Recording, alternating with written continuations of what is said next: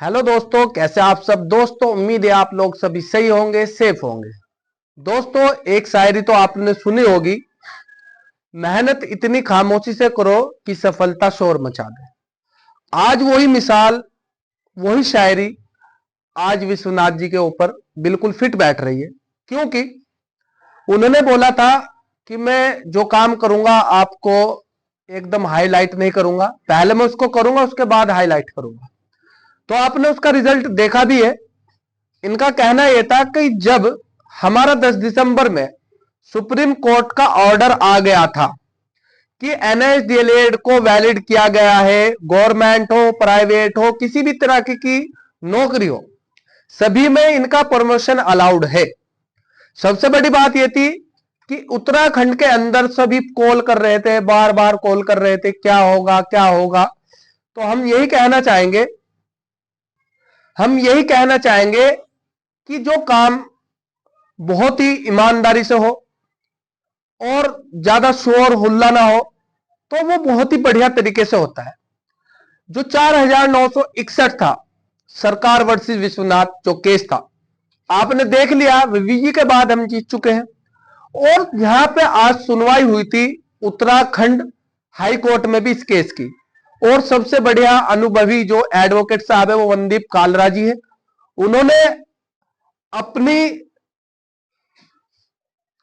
उन्होंने अपनी काबिलियत के दम पर एनएसडीएलएड के जो 12 लाख शिक्षक है उनको भी एक सुनहरा अवसर प्रदान किया है।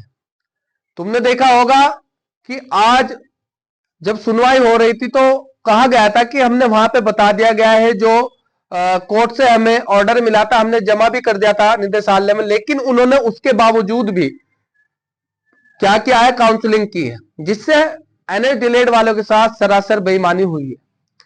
लेकिन उसके बाद कोर्ट ने कहा कि 3.5 बज चुके, अब तो हो चुकी होगी पूरी की पूरी प्रोसेसिंग, पूरी हो चुकी होगी। लेकिन हम कोर्ट ऑफ कंटेम्प्ट लगाते हैं कि ऐसा क्यों हुआ, सरकार से पूछा जा रहा है सब इसके बारे में।